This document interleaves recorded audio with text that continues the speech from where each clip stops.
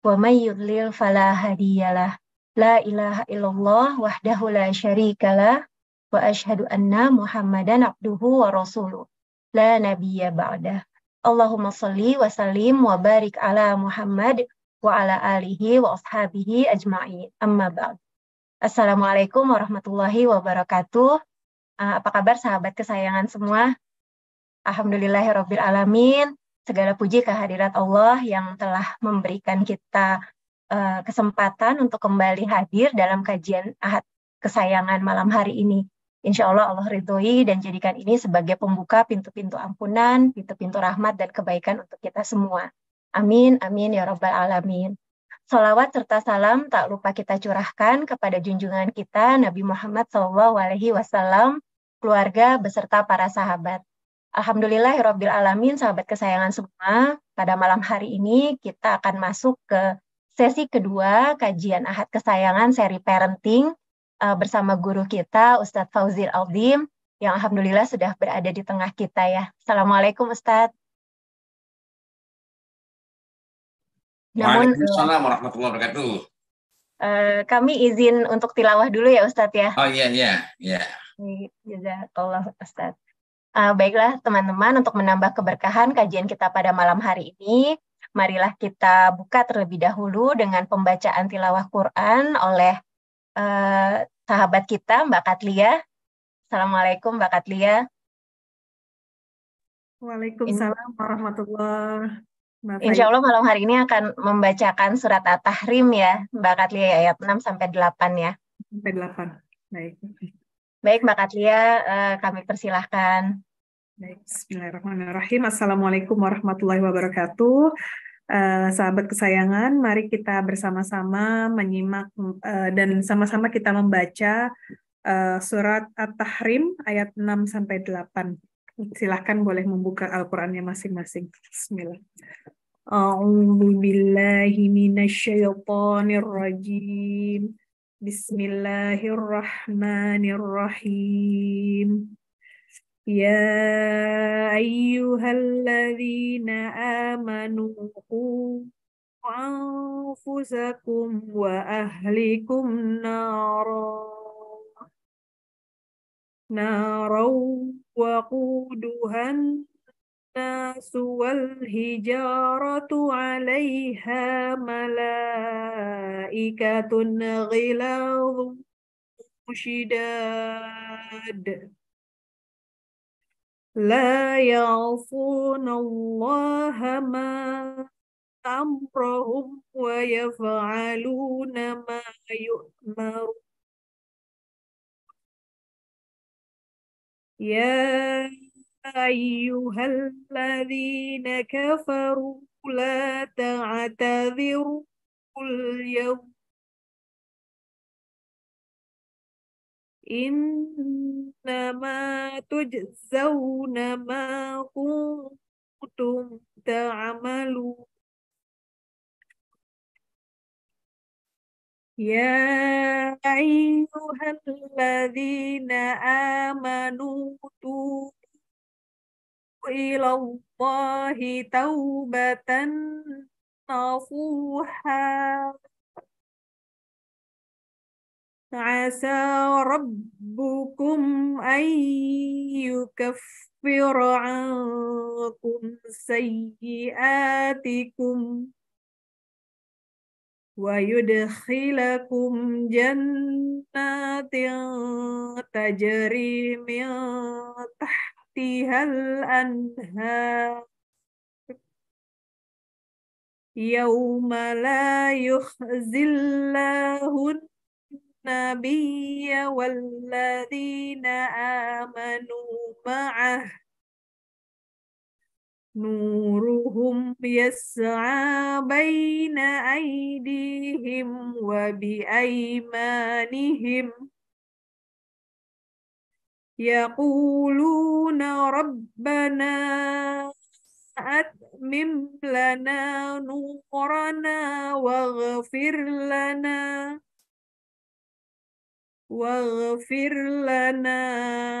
innaka ala kulli syai'in qadir.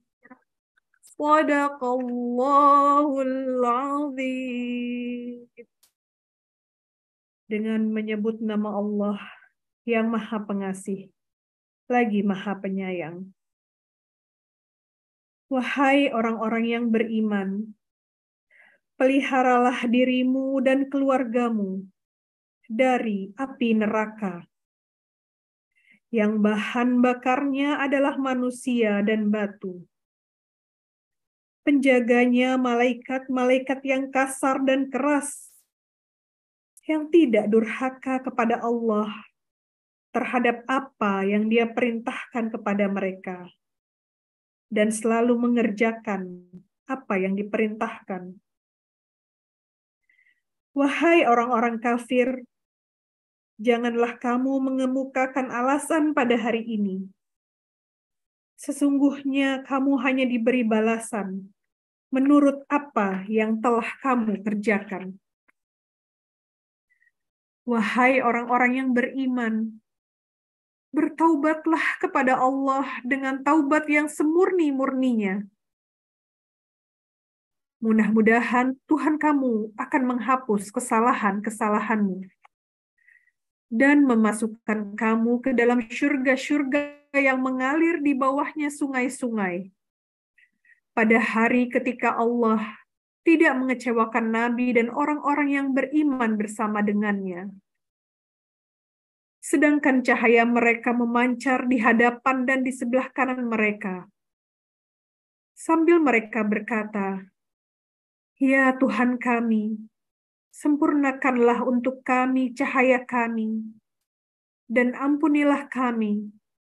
Sungguh, Engkau Maha Kuasa atas segala sesuatu."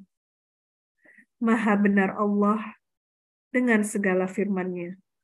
Assalamualaikum warahmatullahi wabarakatuh. Waalaikumsalam warahmatullahi wabarakatuh. Jazakillah khairan Mbak Katlia atas kesediaannya untuk membacakan tilawah pada malam hari. Semoga menambah keberkahan kajian kita ya Mbak Katlia ya. Amin amin ya rabbal alamin.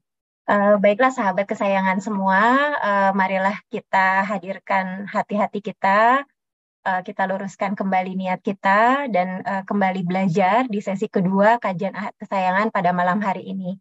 Kepada Ustadz Fauzil Aldim, kami persilahkan Ustadz.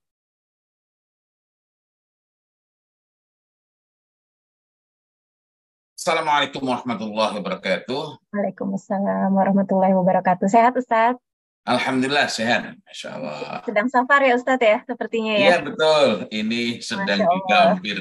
Jadi di atas ini ada, kalau sekali ada selingan kereta, mohon dimaklumi. Masya Allah. Terima kasih Ustadz tetap menyempatkan mengisi malam hari ini. Ya, tempo hari kita sudah sampai pada pembahasan mengenai makna al-fitrah, yang maknanya ada al-Islam, ada millah, ada al-ikhlas, ada sholat. Itu semua adalah makna-makna dari al-fitrah sebagaimana kita jumpai dalam hadis maupun penjelasan sahabat. Nah, agar tidak terlalu terlepas, mari kita segarkan sejenak bagian akhir dari pembahasan pada pekan lalu. Izinkan saya untuk share screen ya, biar kita bisa mengikuti pelan-pelan ini. Silakan Ustaz. Ya. Nah, ini makna al-fitrah yang pada kesempatan lalu sudah sempat kita bahas. Jadi yang pertama adalah fitrah itu adalah al-Islam. Yang ini kita dapatkan dari berbagai penjelasan ulama maupun dalam berbagai hadis juga kita jumpai hal-hal yang menunjukkan hal tersebut. Nah, kita tidak merincinya pada saat ini. Kita lanjutkan pembahasan kita. Yang kedua adalah millah. Ini misalnya dalam hadis laisa min mauludin illa yuladu ala hadhihi millah. Yang ini menunjukkan bahwa millah itu merupakan kata lain dari al-fitrah. Yang kalau sekarang ini al-Islam yang kita ikuti sekarang ini adalah agama Islam yang diturunkan oleh Allah Subhanahu wa taala kepada Rasulullah Muhammad sallallahu alaihi wasallam. Jadi ini yang berbeda itu millahnya. agama kita ini Islam sama persis dengan agama yang dibawa oleh Nabiullah Ibrahim alaihissalam, sama persis dengan yang dibawa oleh Nabi Yusuf, sama persis dengan yang dibawa oleh Nabi Musa, sama persis dengan yang dibawa Nabi Isa, dan lain-lain. Jadi seluruh nabi itu agamanya satu, yakni Islam. Nah, tetapi yang berbeda adalah beberapa aspek, beberapa cara dalam menjalankannya, milahnya yang berbeda. Karena itu milah itu seringkali diartikan juga sebagai agama.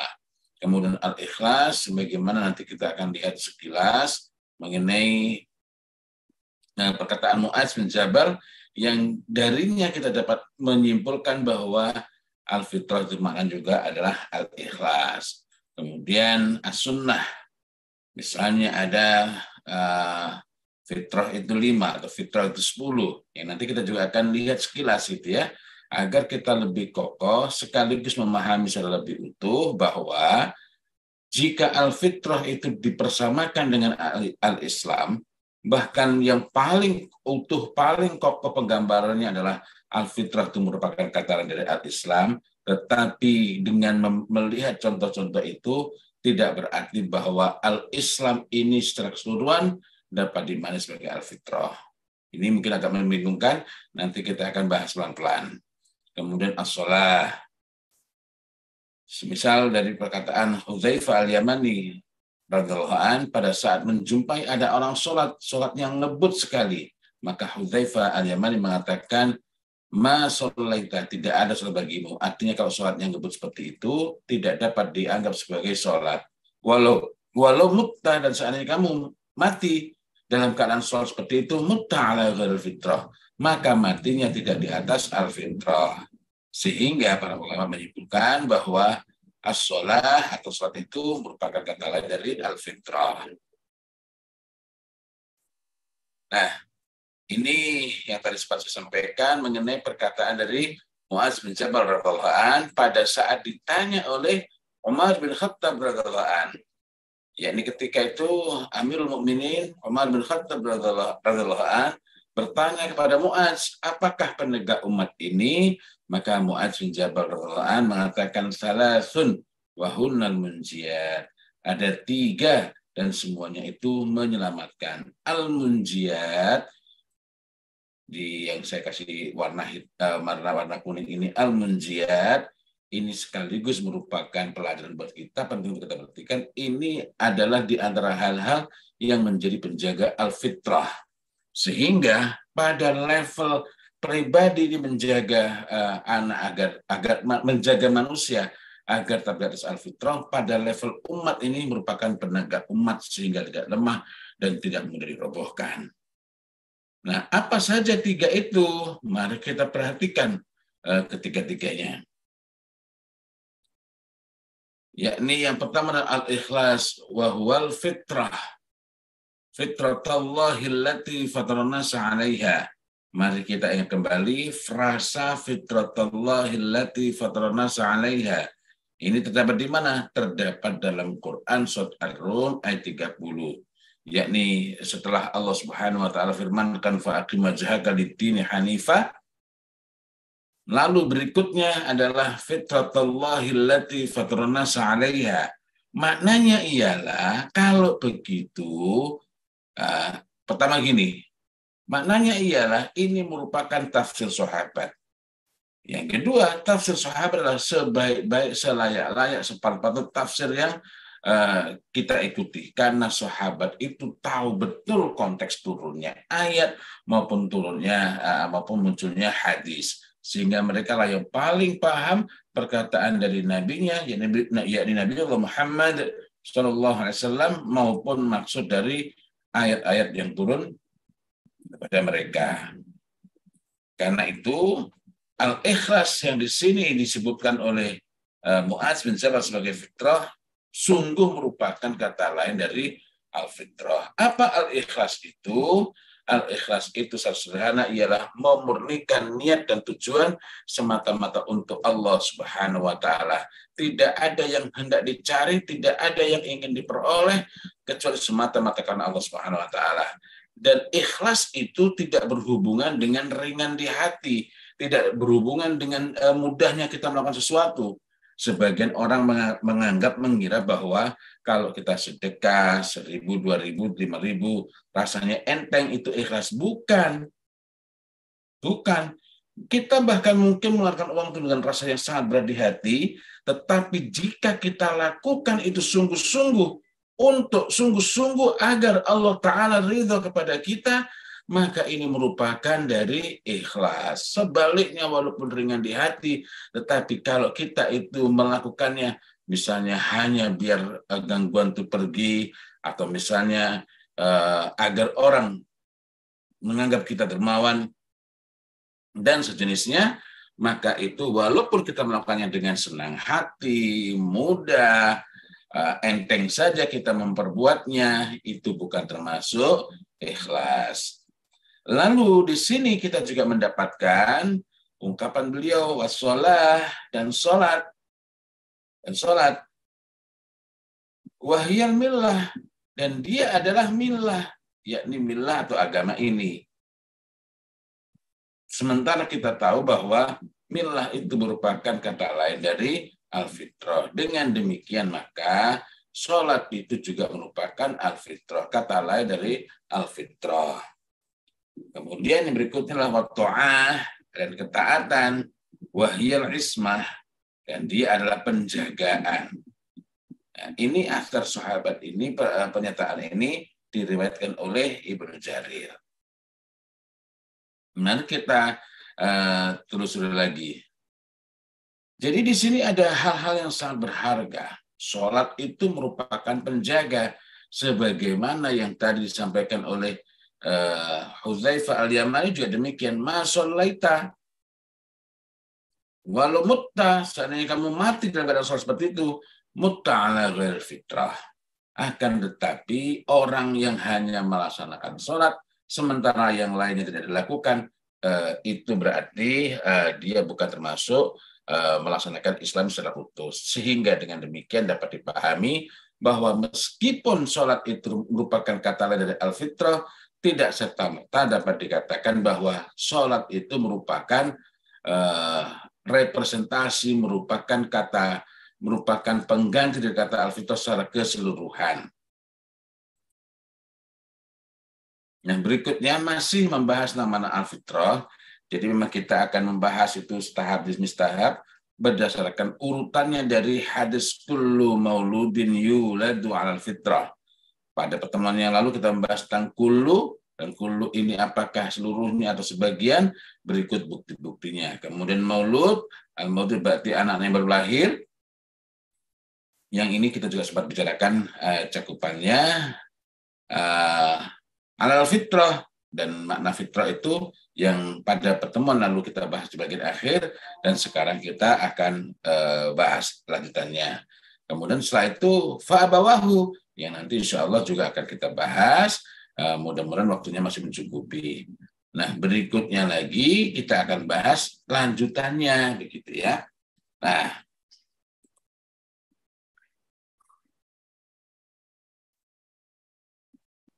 makna al-fitrah sebagai al-Islam adalah, ini biar kita tidak salah paham, setiap anak yang baru lahir itu memiliki ma'rifatus sabiqah.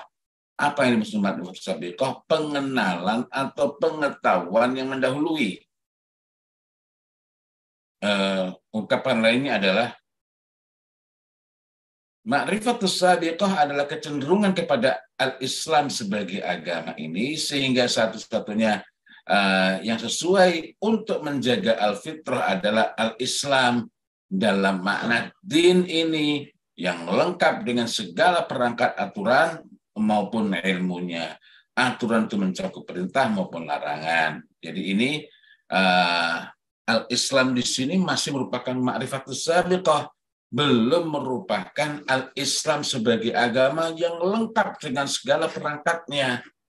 Disebut sebagai al-Islam karena sesungguhnya inilah hakikat penciptaan yang ketika kita masih berada dalam ruh, Allah Subhanahu wa taala mengambil janji kepada kita, alastu birabbikum, maka kita semua mengatakan bala syahidna. Adapun al-fitrah, jadi walaupun al-fitrah itu dapat dikatakan kata lainnya al-Islam, tetapi dia bukanlah al-Islam sebagai agama yang sudah lengkap segala tatanannya ini. Gitu ya. Karena itulah al-fitrah itu tidak dapat menjadi dasar pendidikan. Sebagian ada yang menganggap bahwa pendidikan harus berbasis fitrah. Tapi kalau kita perhatikan dalil-dalilnya tidak demikian. Mengapa? Meskipun al-fitrah itu bermakna al-Islam, tetapi maknanya pada keberagamaan yang bersifat bawaan, yakni fitriyatut tadayyun, yakni kecenderungan beragama yang sifatnya fitriyah, yang bersifat bawaan. Ingat bahwa fitrah itu ada kalanya dimaknai secara bahasa, tapi ada kalanya dimaknai sebagai istilah. Belum memiliki bangunan ilmu dan perangkatnya. Nah, mari kita perhatikan ayat berikut ini agar kita lebih mantap bahwa pertama, kul maulidin yuladu al-fitrah, setiap anak lahir dalam keadaan di atas al-fitrah. Maulud itu berarti bayi yang baru lahir, bayi yang dilahirkan. Nah, kemudian yang kedua, lebih tegas lagi, laisa min mauludin illa yuladu al-fitrah. Dengan demikian, jelas bahwa tidak ada satupun yang lahir kecuali dalam keadaan di atas al-fitrah. Nah, anak yang baru lahir yang masih dalam keadaan di atas al-fitrah itu pada saat yang sama Allah Subhanahu wa taala tunjukkan tentang mereka ini, yakni mereka ini lahir dari perut ibunya. Wallahu akhrajakum min butuni ummahatikum. Apa itu yang dikabarkan oleh Allah Subhanahu wa taala? La ta'lamuna syai'a. Tidak memiliki pengetahuan apapun sedikit pun, tidak ada satupun, tidak sedikit pun pengetahuan pada dirinya ketika anak itu baru lahir. Sehingga dengan demikian sama halnya, maknanya sebangun, maknanya itu masih selaras dengan bahwa dia itu masih bodoh, bahwa dia itu tidak tahu apa-apa. Lalu ini menegaskan bahwa jadi ayat ini justru menegaskan bahwa kalau begitu al-fitrah itu tidak dapat menjadi dasar, karena fitrah itu yang perlu kita jaga. Yang kedua, fitrah itu ternyata belum disertai dengan dengan perangkatnya, kecuali ketika bermakna Islam sebagai agama secara keseluruhan itu. Nah, jadi bayi yang lahir dalam keadaan di atas al-fitrah itu ya sama dengan bayi yang la ta'lamuna syai'a, ya tidak memiliki pengetahuan apapun. Baru setelah itu wa ja'ala lakumus sam'a wal absara wal af'idah la'allakum tashkurun. Dan dia memberikan kepada kamu itu pendengaran, kemudian wal absara penglihatan, wal afidah dan hati. Untuk apa? La'allakum tashkurun, agar kamu bersyukur. Jadi lahir dalam keadaan di atas al-fitrah itu bukan berarti dia telah memiliki perangkat ilmu yang lengkap, bahkan tidak mengetahui apa-apa. Karena itulah sekali lagi atas sebab ini fitrah tidak dapat menjadi dasar dalam mendidik. Nah, yang jadi dasar itu apa? Ya, yang memang by design dari awal, ini pula yang dapat menjaga al-fitrah pada diri anak dan tidak ada yang lain. Apa itu? Jadi pendidikan harus berdasarkan pada tuntunan yang jelas. Segala sesuatu kan memerlukan ilmu. Jangankan menjaga anak, nyalakan HP saja, kirim WA saja perlu ilmu. Kalau tidak, maka walaupun HP yang sangat bagus dengan kita, tapi kita nggak bisa melakukan apa-apa. Kenapa? Karena nggak ada ilmunya. Jadi pendidikan itu harus berdasarkan pada tuntunan yang jelas, di atas petunjuk yang kuat, dan tidak ada syubhat, tidak ada hal-hal merusak, tidak ada keraguan di dalamnya. Ada bangunan ilmu yang sangat kokoh. Nah, itu sebabnya dasar mendidik adalah al-Islam sebagai agama yang utuh dan sempurna. Dan ini pula yang menjaga al-fitrah. Ini pula yang dapat menjaga fitrah pada diri anak kita. Sekali lagi, dengan demikian maka dasar pendidikan itu dasar pendidikan itu adalah dinul Islam, agama Islam ini, dan bukan al-fitrah. Al-fitrah itu justru yang kita jaga. Nah, bukti tidak sama persisnya. Tadi kata lain dari al-fitrah kan as-sholat. Tetapi sholat itu tidak otomatis sama persis secara keseluruhan dengan makna fitrah. Orang sholat, zakat nggak mau padahal dia mampu, haji nggak mau padahal dia mampu, maka ini termasuk orang yang rusak keislamannya. Artinya Islam, ya Islam, tetapi ternyata dengan melaksanakan sholat saja tidak mencukupi apabila dia mengabaikan kewajiban-kewajiban yang lain. Kembali lagi pada makna fa'abawahu, kedua orang tua. Seluruh hadis mengenai penciptaan manusia dalam keadaan di atas al-fitrah secara konsisten pihak yang disebutkan sebagai penanggung jawab apakah anak akan tetap tegak di atas al-fitrah atau menyimpang adalah kedua orang tuanya. Fa'abawahu, kecuali dalam suatu hadis qudsi yang itu pun menggunakan istilah hunafa.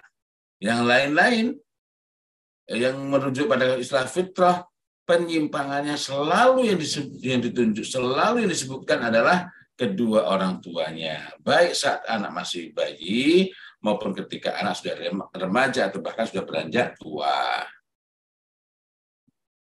Nah, lalu kapan orang tua itu berfungsi sebagai penentu? Kapan orang tua itu menjadi sosok yang paling menentukan apakah anak masih tetap tegak di atas al-fitrah, ataukah justru sebaliknya anak mulai menyimpang? Nah, jadi kapan orang tua menjadi penentu?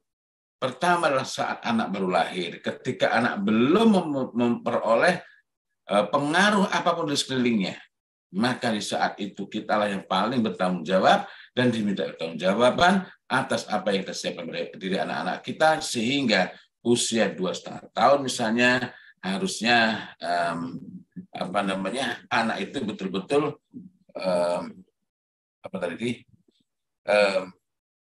mohon maaf ada yang agak sedikit miss ya.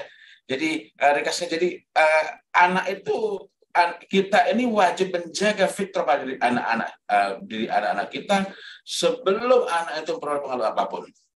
Apa yang perlu diperhatikan? Pertama adalah pendengarannya. Dasarnya apa? Tadi di ayat yang tadi kita bacakan. Nah, di bagian ini sebentar. Nah, wallahu akhrajakum min butuni ummahatikum la ta'lamuna syai'a wa ja'ala lakumus sam'a wal absara wal af'idah la'allakum tashkurun. Jadi yang pertama kali perlu kita perhatikan pada anak kita pada saat dia masih bayi adalah apa-apa yang keluar dari lisan kita, dan itu berarti masuk ke dalam anak, dan apa-apa yang dilihat maupun nanti apa yang mempengaruhi hatinya. Terus kembali ya.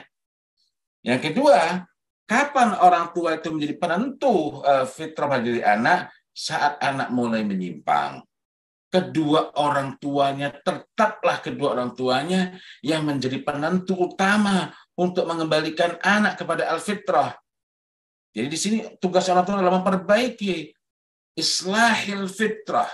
Itu pula tugas dari para nabi yang diutus oleh Allah Subhanahu wa taala kepada satu kaum untuk islahil fitrah. Memperbaiki, mengembalikan manusia kepada al-fitrah yang hak itu. Nah, berkenaan dengan kedudukan kedua orang tua itu, mari kita ingat ketika Ibnu Asyur rahimahullah ta'ala menerangkan makna dari alastu birabbikum, maka kita mengatakan waktu qalu bala syahidna. Beliau mengatakan wa annaha ma ghasyaha illa talqinud dhalal wa tarwijul batil wa anna Allah ba'atha nabiyyina li islahil fitrah. Dan sesungguhnya tidaklah mereka itu, anak-anak itu, manusia itu menyimpang dari al-fitrah kecuali karena mereka mendapatkan, memperoleh talqin kesesatan. dan seruan kepada kebatilan, tarwijul batil.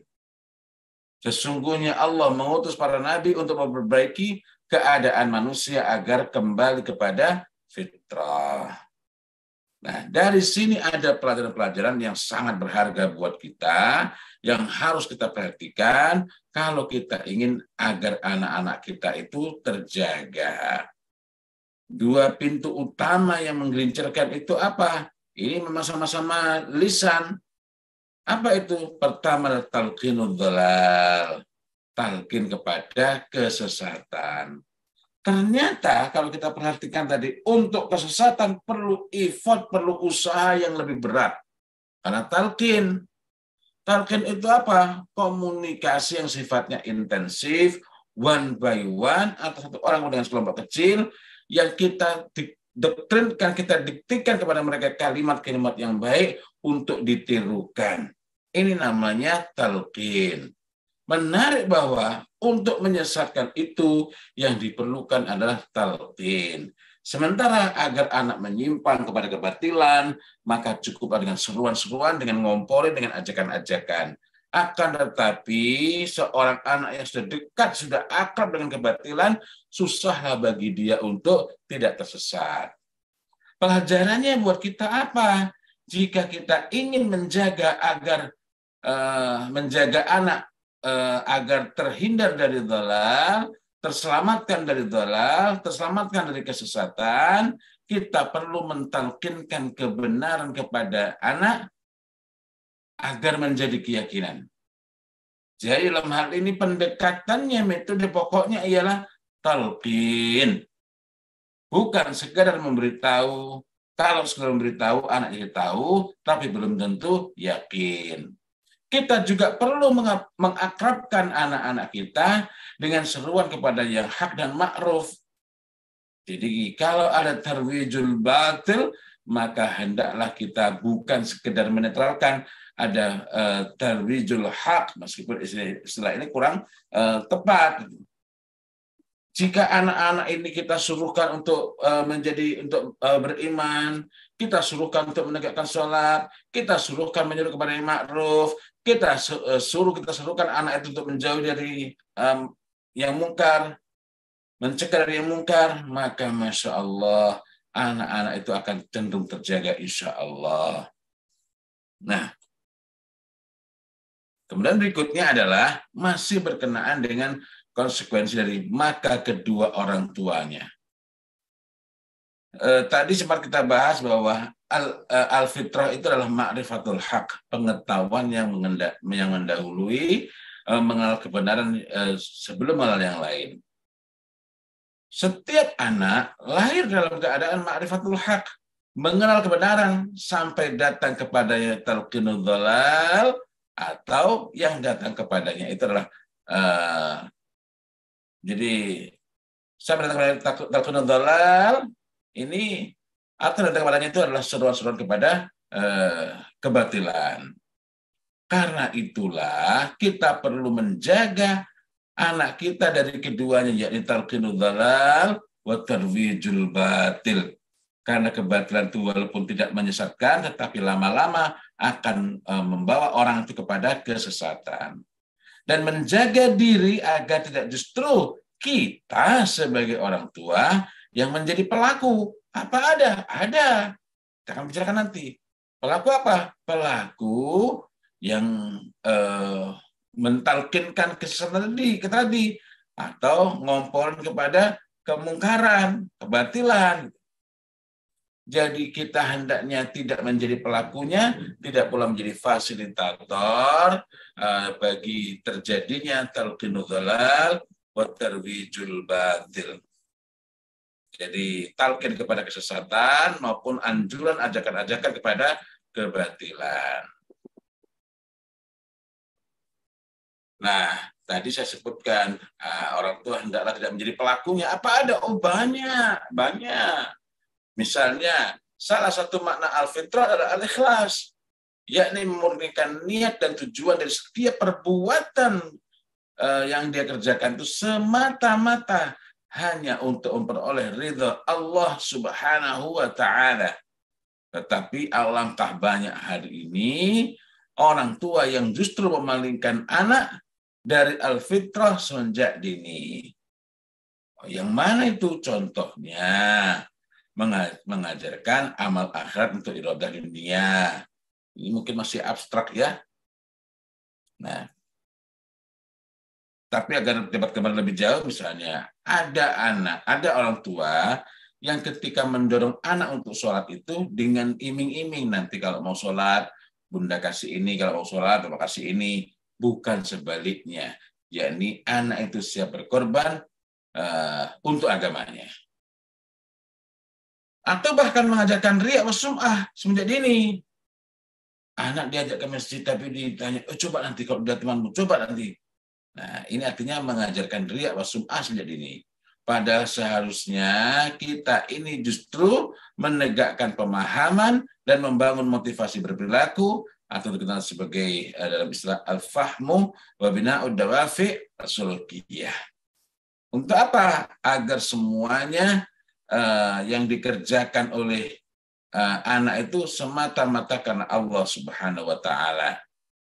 Nah, ada catatan penting di sini bahwa istilah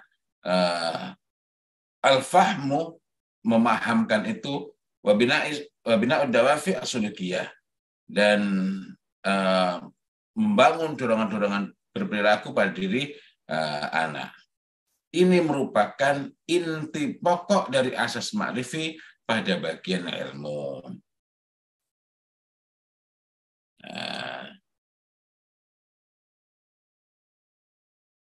Di antara penjelasan yang sangat menarik untuk kita cermati berkenaan dengan kedudukan orang tua dari fa'abawahu adalah penjelasan dari Ibnu Qayyim al-Jauziyah rahimahullah ta'ala dalam bukunya yang berjudul Tuhfatul Maudud bi Ahkamil Maulud. Ada hal penting sekali untuk diperhatikan, terutama oleh bapak-bapak, yang saya telah tampilkan teks Arabnya di sini. Apa yang dimaksud di sini? Misalnya, wa aktsarul aulad innama jaa fasaduhum min qibalil aba wa ihmaluhum lahum wa tarku ta'limihim faraiduddin wa sunnah ila akhir asar. Nah, apa yang dikatakan oleh beliau Ibnu Qayyim al-Jauziyah rahimahullah ta'ala, maka barang siapa yang mengabaikan, cuek terhadap perkara mengajari, mendidikkan anaknya tentang segala sesuatu yang beri manfaat kepadanya. Jadi hal penting awal yang perlu kita didikkan adalah anak itu mengenal ini bermanfaat tidak untuk akhiratnya. Ya. Dan meninggalkannya begitu saja. Orang tua nggak mendampingi, nggak memperhatikan, meninggalkannya begitu saja. Sungguh dia telah berlaku sangat buruk kepada anaknya tersebut. Dan kebanyakan anak itu, di sini kita mendapatkan bahwa wa aktsarul auladi innama jaa fasaduhum min qibalil aba. Dan kebanyakan anak-anak itu kerusakan mereka justru datang dari arah para ayah, para bapak. Dan karena ketidakpedulian para ayah terhadap anak-anaknya dengan meninggalkan kewajiban mengajari mereka tentang kewajiban-kewajiban agama, fardu-fardunya agama maupun sunnah-sunnahnya. Karena itulah para ayah telah menelantarkan anak-anaknya, menyia-nyiakan anak-anaknya semenjak kecil, sehingga mereka ini tidak dapat mengambil manfaat dari diri mereka sendiri, dan mereka pun tidak beri manfaat kepada ayah-ayah mereka setelah dewasa. Nah, ketika orang tua kemudian komplain, ini kita kembali, ada yang rupanya belum lengkap, saya pindahkan ke sini. Ketika orang tua itu kemudian komplain karena merasa anaknya durhaka kepadanya, justru anak yang berbalik. Justru anak yang bisa membalikkan itu, sehingga anak mengatakan kepada ayahnya, ya abati, innaka aqabtani saghiran wa aqabtuka kabiran. wa adha'tani walidan wa adha'tuka syaikhan kabiran. Nah, lalu berikutnya konsekuensi lain dari fa'abawahu ialah hendaknya kedua orang tua menjadikan rumah itu sebagai lingkungan yang baik dan membaikkan. Inilah yang biasanya disebut sebagai al-bi'ah as-salihah, bukan sebagai bi'ah fasidah, lingkungan yang merusak. Kadangkala ada rumah, bapaknya baik, ibunya baik, tetapi rumahnya menjadi lingkungan yang merusak sebab di luar kendali orang tua hadirlah berbagai macam yang buruk kepada anak. Nah, karena itu maka lingkungan ini tidak dapat disebut sebagai bi'ah sholihah, melainkan bi'ah fasidah. Itu sungguh sangat ironis. Saudara-saudara, ini dulu pengantar dari saya, meskipun masih ada materi lain masih berkenaan dengan bi'ah misalnya. Nah, saya cukupkan sampai di sini. Selanjutnya jika ada pertanyaan, silakan. Jazakallahu khairan Ustadz atas paparannya. Mungkin saya menyampaikan beberapa catatan saya dulu ya Ustadz ya. Tadi Ustadz sempat menyampaikan bahwa semua anak lahir di atas fitrah, memiliki ma'rifatus sabiqoh gitu ya Ustadz, atau pengenalan dan kecenderungan kepada al-Islam. Tapi belum ada ilmunya seperti itu ya Ustadz. Nah, siapa nih yang bertanggung jawab menjaga al-fitrah? Adalah orang tuanya. Nah, tadi ada beberapa catatan saya bagaimana cara kita sebagai orang tua untuk tetap menjaga al-fitrah dari anak gitu ya Ustadz. Yang pertama adalah talqin kebenaran kepada anak, bukan sekedar memberitahu. Lalu yang kedua, mengakrabkan anak dengan seruan kepada yang hak dan ma'ruf. Lalu yang ketiga ini menjadikan rumah sebagai lingkungan yang baik dan membaikkan. Mungkin ini nanti dari teman-teman bisa juga menggali lebih jauh ya lewat pertanyaannya, bagaimana sih sebenarnya kita bisa menjadikan rumah sebagai lingkungan yang baik dan membaikkan tadi. Mungkin satu pertanyaan dari saya, Ustadz, tadi kita sempat berbicara mengenai talqin kebenaran gitu ya Ustadz. Bagaimana caranya untuk mentalkin kebenaran kepada anak di tengah harus informasi yang sangat deras Ustadz. Bukan hanya informasi yang baik, tapi juga yang tidak begitu baik gitu ya Ustadz. Bagaimana caranya kita mentalkin kebenaran sehingga bisa lebih efektif gitu ya Ustadz. Ya, mohon maaf ini saya tutup kamera ya. Yang pertama, bagaimana sih caranya? Mari kita perhatikan ketika Rasulullah Muhammad SAW memberikan nasihat kepada Ibnu Abbas radhiyallahu anhu. Contohnya, beliau menasihatkan kepada Ibnu Abbas radhiyallahu anhu yang waktu masih kecil, ya gulam, wahai anak kecil, ini sesungguhnya aku u'allimuka kalimatin, akan mengajarkan kepada kamu beberapa perkataan. Dan ini menarik. Jadi beliau ini mau menyampaikan, mau mengajarkan, mau mendiktekan, tetapi beliau ini menyiapkan dulu, inni u'allimuka kalimatin. Sesungguhnya aku akan mengajarkan beberapa perkataan kepadamu, sehingga dengan itu anak bisa bersiap kaitannya dengan dirinya. Setelah itu baru Rasulullah Muhammad SAW menyampaikan, ihfadillah, jagalah Allah, yahfadkan, saya Allah akan menjagamu. Ihfadillah, jagalah Allah, tajidhu tujahak, dan lain-lainnya. Nah, lalu bagaimana kita mengambil pelajaran? Berarti ya yang perlu kita lakukan adalah mentalkinkan kalimat-kalimat yang baik, mentalkinkan kebenaran, baik itu yang kita susun sendiri ataukah kita mengambil dari perkataan para salafus saleh, terutama dari generasi terbaik dari umat ini. Nah, ini yang kita ajarkan. Jika kita melihat pada buku misalnya As'ilatul Atfal Al-Imaniyah, pertanyaan-pertanyaan anak beriman, di antara hal yang biasa dilakukan oleh para sahabat dahulu ialah mentalkinkan kalimat-kalimat tauhid itu kepada anak sab'a marrat, 7 kali diulang-ulang. Nah, lalu tadi kan kita sempat sebutkan di situ pintunya apa, yang lisan dan yang dibukakan oleh Allah Subhanahu wa taala yang dibukakan oleh Allah Subhanahu wa taala pertama kali dalam urusan mendidik anak apa? Sama ini tadi lisan ini pendengaran. Ya. Jadi dengan demikian mengandung konsekuensi kalau kita ingin anak kita baik, ya kita jaga pendengarannya. Nah, ada orang tua misalnya nggak pernah ngomong jorok, tetapi orang tua itu menjadi fasilitator, penyedia saluran, penyedia sarana, sehingga anak itu akrab dengan kata-kata jorok. Bahkan tidak sedikit yang mentalkinkannya. Jadi dari sini kita dapat mengambil kesimpulan, bukan soal sibuknya kita, bukan soal derasnya informasi, tetapi kita loh melakukan nggak apa yang menjadi yang menjadi hak anak dan yang menjadi tugas kita, mendiktikan kepada anak mengenai kebenaran misalnya, sehingga anak-anak itu tidak terbawa oleh arus kesesatan misalnya. Ini merupakan hal-hal yang dapat kita lakukan.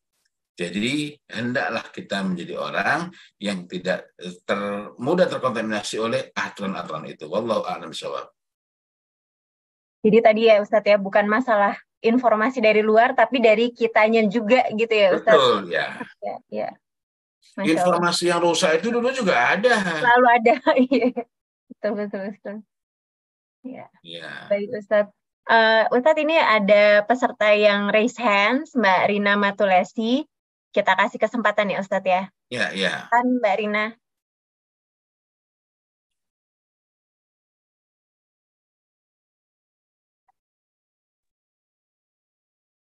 Assalamualaikum.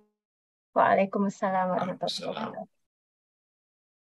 Ya, Ustadz, saya Rina Matulesi. Saya saat ini berada di Manchester, United Kingdom di Inggris. Saya kebetulan adalah jemaahnya sayangan lah ya. Nah, ada pertanyaan Ustadz. Jadi saya ini dilahirkan dari ayah yang mantan pendeta. Jadi beliau itu masuk Islam di tahun 59 gitu ya Ustadz. Alhamdulillah, jadi kami belajar dari ayah yang punya pengetahuan dua agama gitu. Nah, pertanyaan saya gini Ustadz, tadi Ustadz itu kan bilang bahwa anak-anak itu dilahirkan berdasarkan fitrahnya ya, dia belum punya ilmu dan dia saya tidak mengkhawatirkan mungkin kalau kita dilahirkan dari orang tua yang Islam, barangkali kita bisa belajar dari orang tua kita. Tapi saya melihat saudara-saudara ayah saya yang Kristiani, bagaimana itu ya Ustadz? Maksudnya gini, ketika kan kita tidak bisa memilih orang tua kita itu siapa gitu ya, dilahirkan di apa. Nah, begitu mereka dilahirkan dengan ayah yang Kristiani gitu. Kebetulan ayah saya karena belajar ilmu teologi ya, tapi adik-adiknya tidak kan, jadi dia tidak tahu bagaimana apa itu Islam gitu.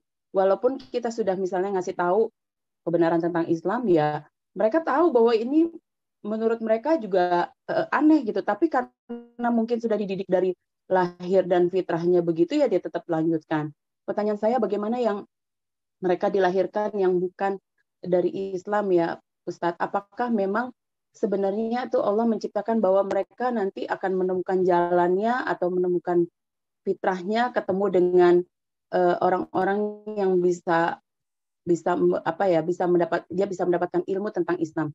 Itu pertanyaan saya yang pertama. Yang kedua, Ustadz, kan saya jauh dengan anak saya ya. Anak saya ada di Indonesia sedang menyelesaikan kuliahnya. Tadi Ustadz menyampaikan bahwa kita mentalkinkan gitu ya. Nah, ketika kita jauh ini Ustadz, apakah ada doa ya Ustadz ya sebagai ibu kepada anaknya supaya anaknya itu tetap istiqomah dengan ibadahnya. Saya ingin anak saya itu nantinya ahli ibadah, ahli baca Quran gitu Ustadz. Apakah ada doa yang ibu yang menurut saya nggak ngerti Ustadz, barangkali bisa memberikan tips doa khusus untuk anak kami ini gitu. Itu pertanyaan saya. Terima kasih. Assalamualaikum warahmatullahi wabarakatuh. Ya, langsung ini ya. Langsung Ustadz, silakan Ustadz. Ya, pertanyaan pertama, saya jadi teringat ada sebuah hadis. Pada saat itu terjadi peristiwa dalam sebuah peperangan di antara pasukan muslimin ternyata membunuh anak-anaknya orang musyrik, anaknya orang-orang kafir. Kemudian kabar ini sampai kepada Rasulullah Muhammad SAW sehingga ditanyakanlah kebenarannya, betul enggak itu? Dan ternyata memang demikian. Ditanyakan kepada mereka yang melakukannya.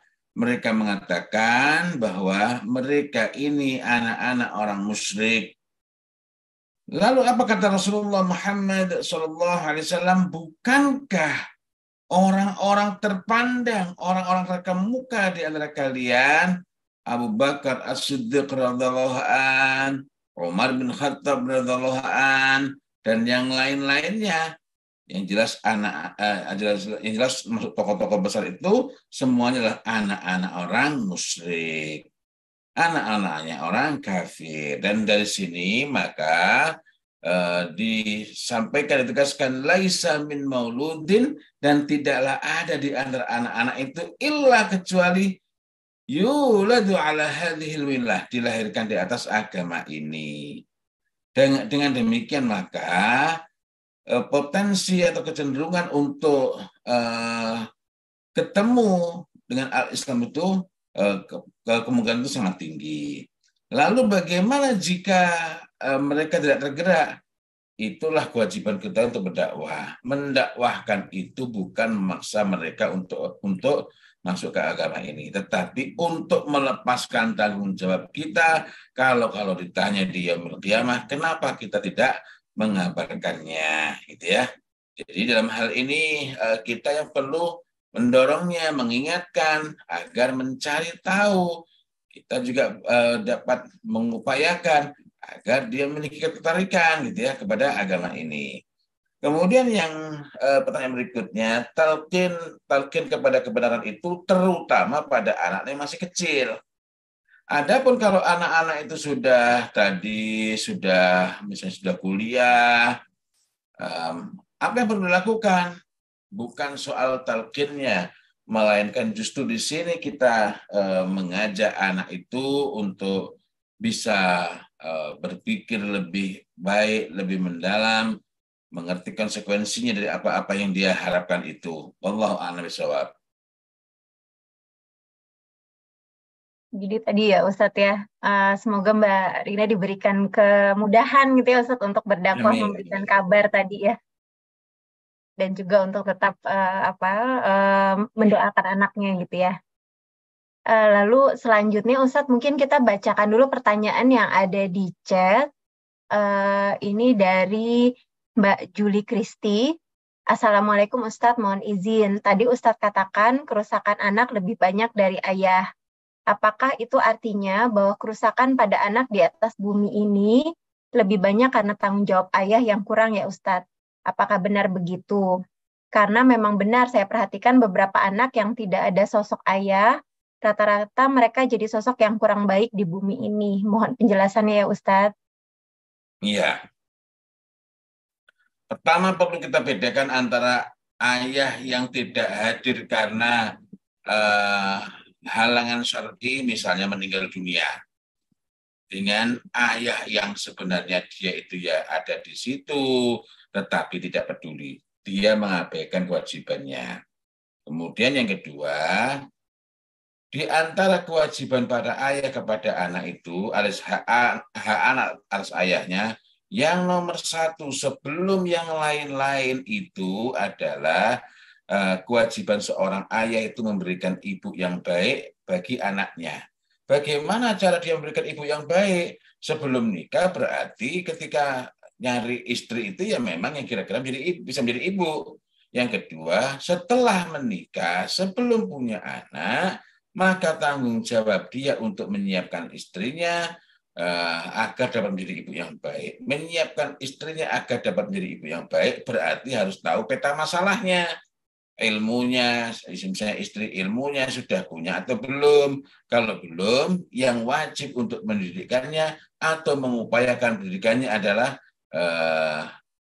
suaminya, itu alias ayah dari anak-anak. Kemudian itu tadi soal ilmunya, soal misalnya emosinya misalnya seperti apa. Ringkasnya, tugas para bapak itu untuk menyiapkannya, sehingga kalau ada ibu itu nggak bisa didik disebabkan tidak tahu ilmunya, maka kesalahannya ada pada ayah. Itulah sebabnya, Masya Allah, di antara pelajaran yang kita dapat kita simpulkan, kenapa kok kedurhakaan kedua orang tua kepada anak itu istilahnya menggunakan uququl aba lil abna.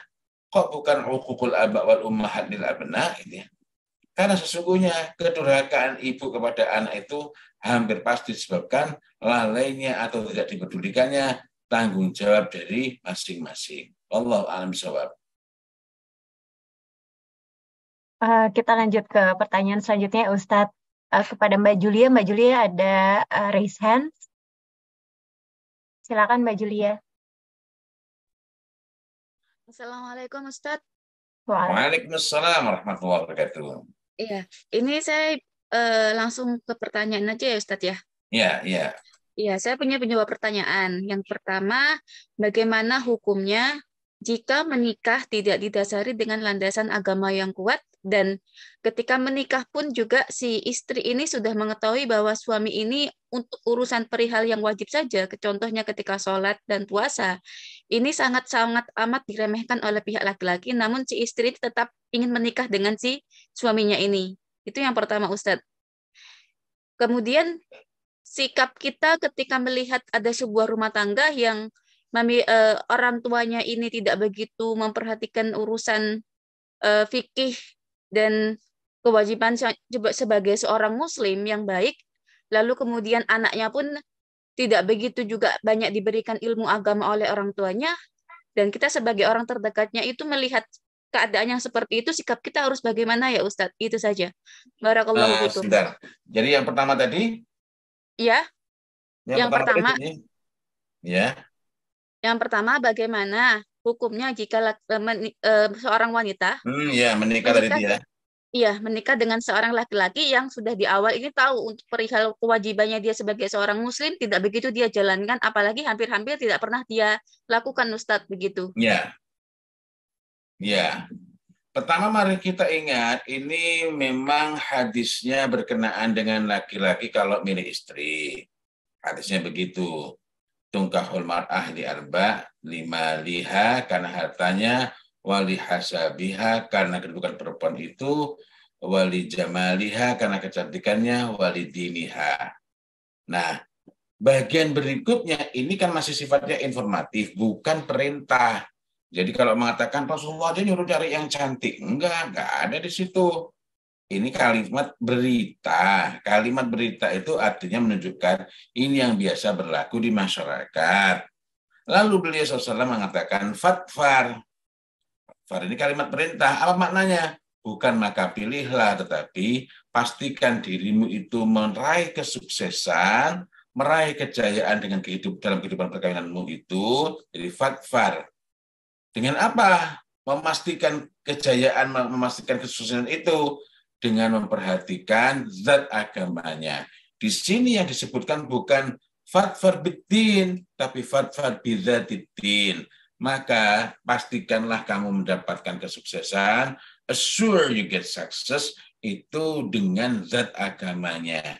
Berhubungan dengan komitmen keberagamaan pada diri seseorang, bukan luas tidaknya ilmu agama. Jadi kalau kemudian suaminya kok memang ternyata nggak taat, mengajak kepada neraka, ya istri bisa mengambil pilihan untuk berpisah. Gitu. Akan tetapi kita juga menjumpai dalam agama ini ada panduan, bukan panduan hanya bertentangan.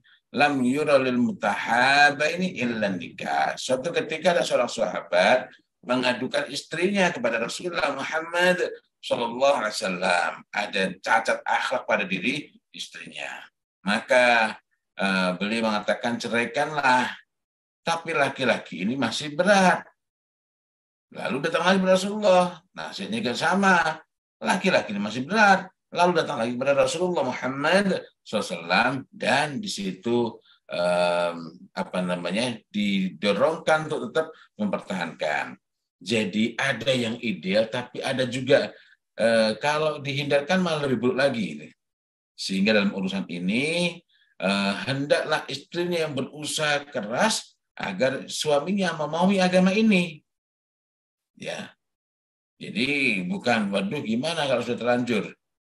Kapanpun kita menyadari, kapanpun kita menginsafi kekurangan kita, itulah saatnya kita untuk berbenah. Wallahu a'lam bishawab. Lalu untuk pertanyaan kedua, Ustadz, tadi dari Mbak Julia, bagaimana sikap kita gitu ya, Ustadz, kalau kita melihat ada rumah tangga dari orang terdekat kita yang tidak memperhatikan urusan agama seperti itu, Ustadz. Ya, pertama berlaku kewajiban umum antar sesama muslim. Andaikan dia bukan kerabat, hendaklah kita mengingatkan. Ya, apa itu? Amru bil ma'ruf nahyu 'anil munkar, dan bersabar, wasbir 'ala ma sobak.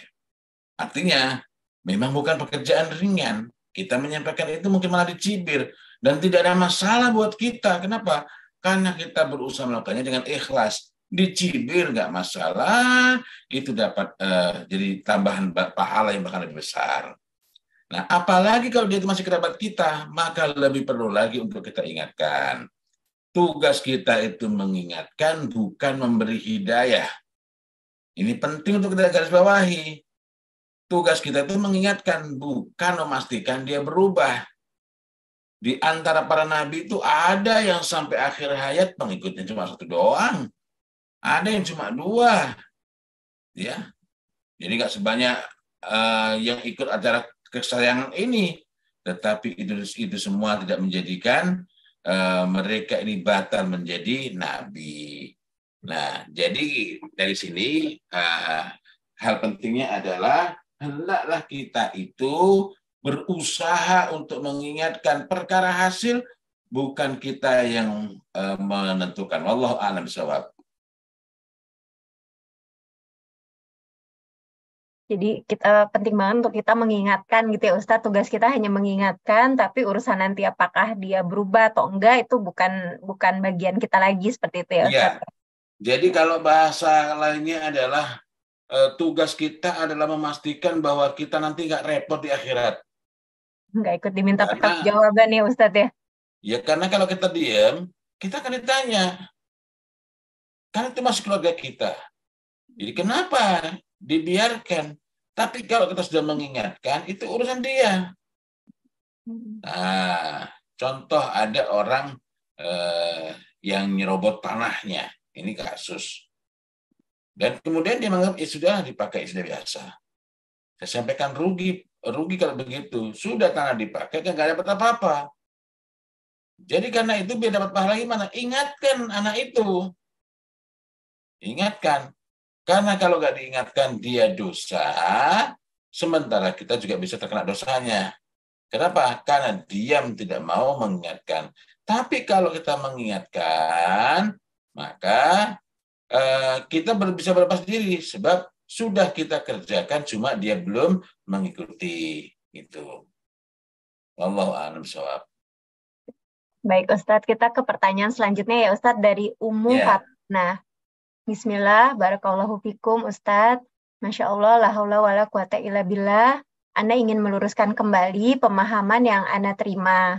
Apakah fitrah ini bisa disebut sebagai bagian dari human nature, Ustadz? Atau fitrah dan human nature itu berbeda dan harus dibedakan, Ustadz? Nah, mari kita ingat kembali pembahasan kita sebelumnya mengenai makna al-fitrah, ya. Sebelumnya kita akan sempat membahas bahwa makna al-fitrah itu saya coba screen share lagi, share screen lagi, tapi saya coba untuk kembali kepada bagian awal. Dan kita juga melihat bahwa dalam agama, dalam Al-Quran pun kata fitrah itu bisa memiliki makna di luar makna syar'i, gitu ya. Kenapa? Agar kita tidak ada keraguan lagi di dalamnya. Sebentar. Tempoh hari kita sempat membahas tentang kullu itu maknanya apa? Nah, kemudian kita bahas tentang al-fitrah, maknanya apa? Baik, ini sudah ketemu. Terus kita bincang lebih lanjut sekarang. Sebentar.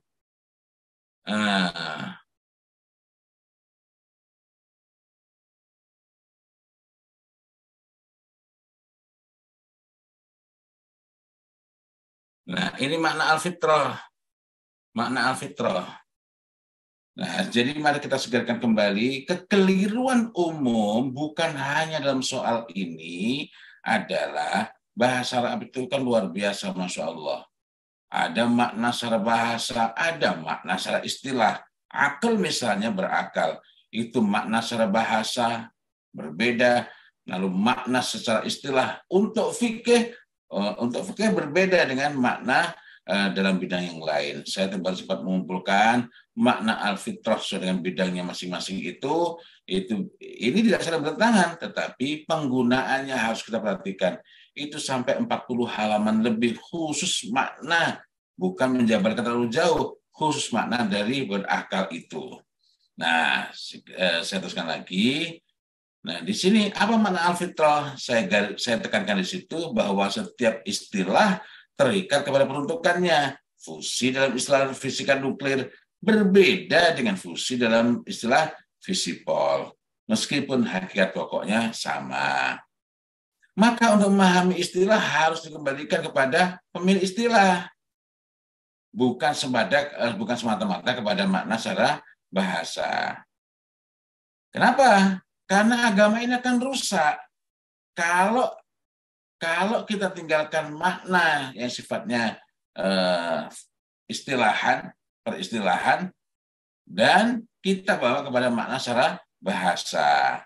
Dan pada pertemuan yang lalu kita sempat berbincang contoh penggunaan istilah fitrah dan yang seakan dengannya dalam Al-Qur'anul Karim yang maknanya makna bahasa. Tetapi sebelum itu mari kita ingat bahwa seharusnya kita ini mendahulukan makna secara syar'i sebagaimana nasihat dari para ulama, yakni bahwa makna syar'i muqaddam ala makna lughawi bittifaqi ahli syar'i, bahwa makna syar'i itu didahulukan daripada makna secara bahasa sesuai kesepakatan makna dari para ahli syar'i, bukan dari secara syar'i ya, tapi dari ahli syar'i. Nah, pemaknaan syar'i itu nggak bertentangan dengan makna secara bahasa. Tadi ketika disebutkan sebagai nature itu hubungannya dengan pemaknaan secara bahasa.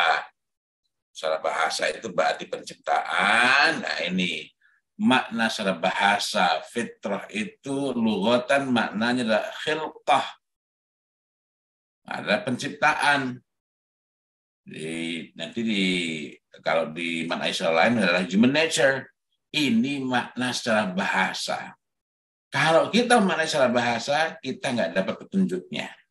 Nah, secara istilah fitrah itu memiliki makna yang berbeda. Tapi secara bahasa pun dalam Al-Quran juga dipakai di beberapa tempat. Misalnya di ayat ini, gitu ya. Kemudian di ayat yang lain. Wa ma liya la a'budul ladzi fatarani wa ilaihi turja'un. Nah, ini kata fatarani ini dimaknai secara bahasa. Jadi nanti kita lihat lagi yang lain, tapi sebagai perbandingan bahwa istilah yang sama persis pun penulisan dan pengungkapannya bisa bermakna yang sama sekali berbeda, gitu ya. Contohnya istijmar, istijmar sebagai peristilahan untuk berwangi berbeda maknanya dengan peristilahan syar'i katanya dengan toharoh. Nah, mudah-mudahan dari jawaban ini ada gambaran yang sudah cukup jelas bahwa makna kalau disebut sebagai human nature itu bukan makna peristilahan. Wallahu a'lam bishawab. Baik Ustadz, kita selanjutnya ke pertanyaan dari peserta di YouTube nih Ustadz. Dari Ibu Aini Ainun. Assalamualaikum Ustadz. Bagaimana tentang pandangan bahwa anak jangan dijaga selalu steril, tapi ditumbuhkan imunitasnya terhadap lingkungan atau pengaruh yang kurang baik gitu Ustadz? Iya. Masa bayi susuilah dengan ASI.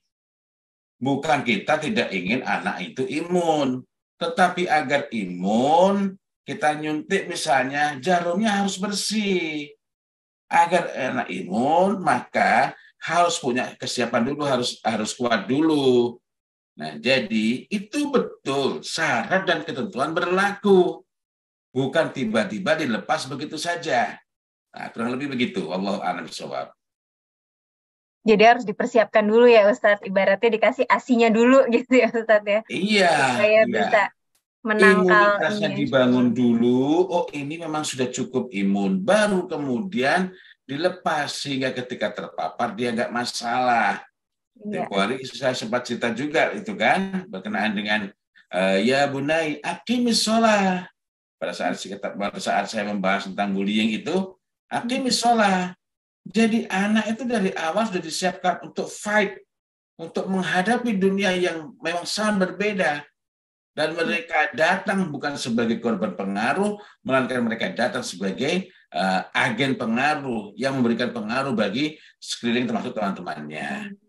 Nah, di antara hal yang dapat kita lakukan adalah menanamkan sikap pada diri anak untuk memegangi ya bunai aqimis sholah wa'mur bil ma'ruf, menyuruh kepada yang ma'ruf. Berarti kan dia punya bekal dulu.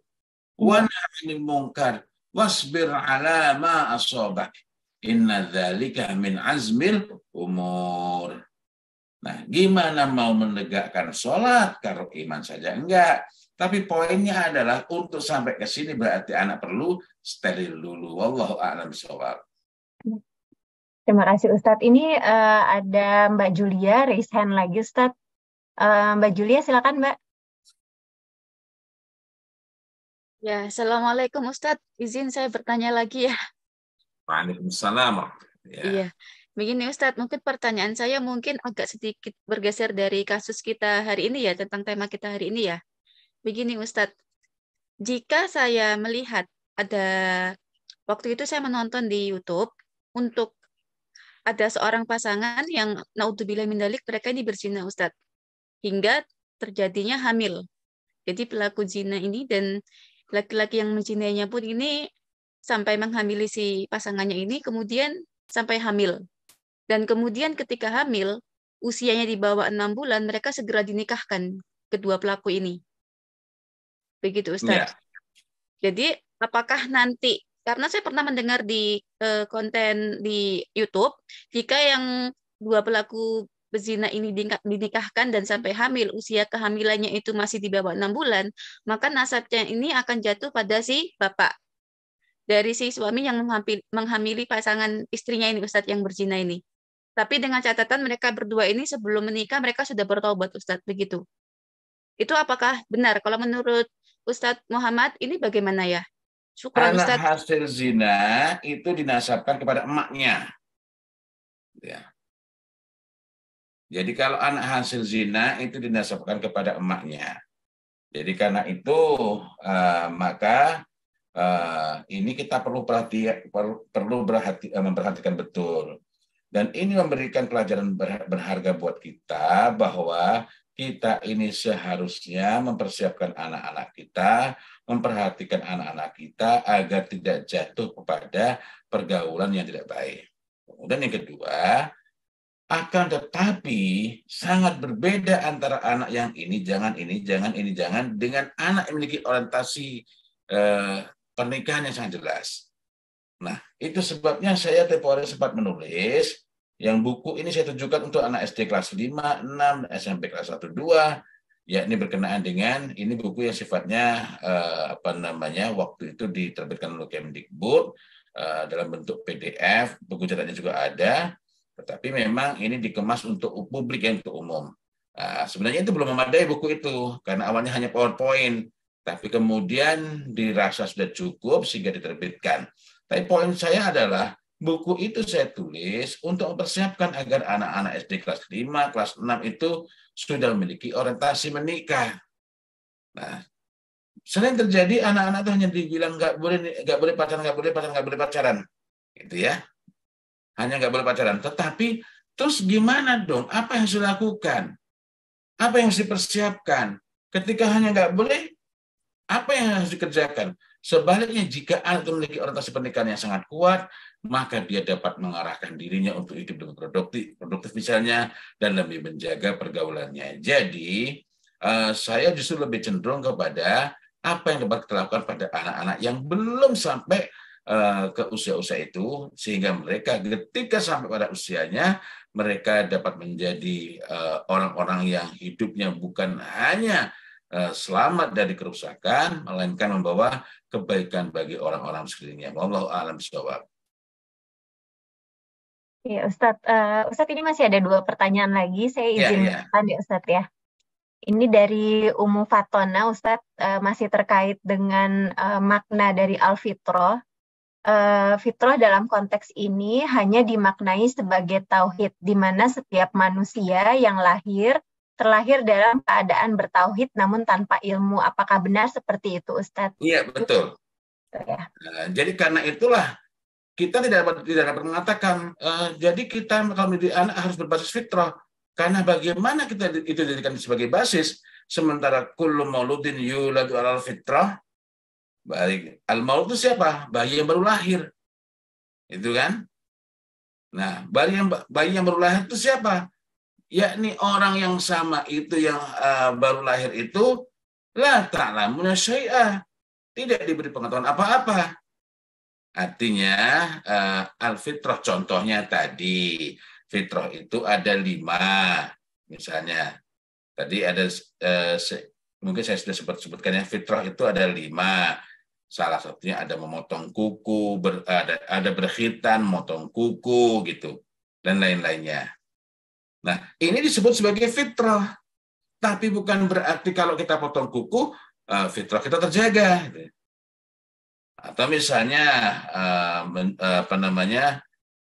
mencukur kumis itu, atau yang lain-lainnya. Nanti dalam hadis lagi fitrah ada 10, tetapi menunjukkan bahwa ini adalah perilaku sunnah yang dapat bermanfaat untuk menjaga al-fitrah, bukan sebagai pengganti al-fitrah secara keseluruhan. Begitu pula ketika al-fitrah itu maknanya al-Islam, bukan berarti ini bangunan keislaman, bangunan Islam secara keseluruhan, secara kokoh. HP kita itu misalnya GSM, jadi yang bisa dipakai untuk HP kita ya hanya kartu GSM. Al-fitrah itu Islam, yang bisa, yang cocok, yang kompatibel ya hanya Islam, bukan yang paling cocok, yang kompatibel hanya Islam. Gitu. Nah, jadi kembali lagi, karena bayi yang baru lahir tadi itu kullu maulud, setiap maulud itu yulad dilahirkan al-fitrah dan al-fitrah. Sementara di saat yang sama kita juga mendapatkan pelajaran bahwa bayi yang baru lahir itu dikeluarkan dari perut ibunya dalam keadaan tidak memiliki pengetahuan apa-apa. Mari kita kembali lagi memperhatikan, makna dari dari ayat itu, ya. Wallahu akhrajakum, dan Allah mengeluarkan kamu. Mengeluarkan dari mana? Min butuni ummahatikum, dari perut ibumu. Artinya apa? Dilahirkan. La ta'lamuna syai'a, dalam keadaan tidak memiliki sesuatu apapun. Nah, ini kan la ta'lamuna syai'a, ini adalah orang yang sama itu. Kalau pakai bahasa yang lain, kullu mauludin yulad al-fitrah tadi itu berarti wallahu akhrajakum min butuni ummahatikum 'alal fitrah. Gitu kan? Ini bukan bukan mengubah ayat, tetapi untuk dapat memahami lebih jauh bahwa fitrah tadi kurang lebih dapat dimaknai sebagai hal yang demikian. Sehingga sekali lagi dengan begitu justru untuk menjaga al-fitrah, karena itu fitrah itu kita jaga, bukan kita temukan. Maka harus ada perangkat yang dilandaskan pada ilmu, yakni al-Islam sebagai din yang kokoh ini. Wallahu a'lam bishawab. Baik Ustadz, izin pertanyaan terakhir ya Ustadz ya, dari Mbak Wati di Bandung. Assalamualaikum Ustadz, izin bertanya, jika seorang anak usia 16 tahun sejak kecil sudah diarahkan pada fitrah Islam, tetapi karena ada hal yang membuat kecewa sehingga putus asa sampai tidak mau sholat, bagaimana sikap kita sebagai orang tua selain mengingatkan, apakah harus ada ketegasan dengan memberi sanksi? Terima kasih Ustadz. Ya, jadi yang kita perlu perhatikan itu bukan pendekatan dari awal itu langsung sanksinya, melainkan kita tengok dibiasakan itu, ini kan diarahkan ya, kita perlu gali lebih jauh. Mulai diperintahkan sholat umur berapa? Ini sekedar contoh. Beberapa kasus anak-anak itu kemudian berontak terhadap perintah sholat karena kitanya yang tergesa-gesa. Anak belum 7 tahun sudah diwajibkan. Bahkan apa yang nggak wajib diwajibkan. Contohnya, sholat duha itu sunnah. Tapi beberapa TK mewajibkan. Ini kan melampaui batas. Contohnya, kalau kita yakin bahwa khairul huda Muhammadin sallallahu alaihi wasallam, sebaik-baik petunjuk dari Rasulullah Muhammad sallallahu alaihi wasallam, maka Rasulullah itu menyuruh kita untuk memerintahkan anak kita sholat, muru auladakum bisolah wahum abna'u sab'a sinin, apabila usianya telah mencapai 7 tahun. Berarti 7 tahun itu merupakan ukuran apa? 7 tahun itu adalah ukuran, adalah parameter yang disebut dini. Ini disebut dini. Itu kan? Nah, dengan demikian maka jika sekiranya kita itu kok sebelum 7 tahun sudah nyuruh, ini menyelisih. Wajarlah kalau anak-anak akhirnya merasa jenuh. Contoh lagi, berkenaan dengan agama ini. Apa itu? Berkenaan dengan Al-Quran. Ada anak-anak yang berontak dari pendidikan agama ini. Sebabnya apa? Sebabnya karena orang tua memaksakan. Imam Syafi'i rahimahullah ta'ala menyampaikan dalam Hilyatul Auliya, beliau mengatakan, alimhum kitab Allah wala tukrihuhum, ajarilah mereka kitabullah, yakni Al-Quranul Karim, dan janganlah dipaksa tukrihuhum untuk terus-menerus belajar Al-Quran, misalnya karena ngejar target, biar usia sudah hafalnya sekian. Gitu. Nah, kenapa? Yang menyebabkan mereka ini bosan. Akan tetapi pada saat yang sama, janganlah engkau tinggalkan mereka, yakni membiarkan anak-anak itu jauh dari Al-Quran, sehingga mereka mengabaikannya, tidak mengenal atau mencampakkan Al-Quran. Mungkin ini masih agak rumit, saya ingin cerita sejenak. Jadi ada sebuah pesantren yang saya cukup dekat, sering bertemu itu, anak-anak muda di situ dipisah-pisah, sholat itu enggak jadi satu. Yang sudah kesiapannya bagus, sholatnya di sana, yang lain sholatnya di sana, di ruang berbeda-beda. Nah, anak-anak itu ada yang memang latar belakangnya enggak karu-karuan, gitu ya. Jauh dari agama. Kalau ini tiba-tiba disuruh seperti yang lain, bagaimana? ini anak yang memang dari kecilnya nggak terbiasa, biasanya joget-joget begitu. Maka anak ini diajak untuk belajar menikmati dulu. Sholat itu diajak untuk menghayati dulu dan sholat pendek. Yang kedua, begitu pula berbeda dengan anak yang selama ini dipaksa. Sholat harus begini, harus begini, harus begini. Tapi tidak disiapkan. Maka anak-anak ini diperlakukan secara berbeda, tetap wajib sholat. Nah, ini sebenarnya hanyalah sekedar cerita-cerita.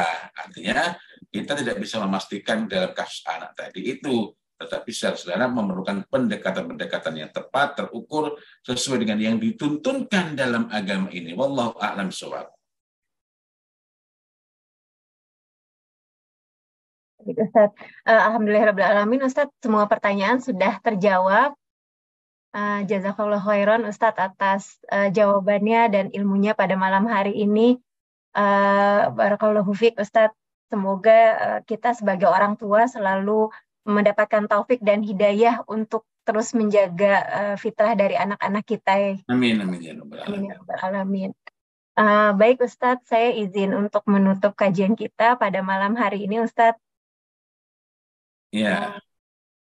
Baiklah teman-teman semua, marilah kita tutup kajian kita pada malam hari ini dengan membaca hamdalah, alhamdulillahirabbil alamin, istighfar 3 kali, astagfirullahaladzim, astagfirullahaladzim, astagfirullahaladzim, dan doa kafaratul majlis.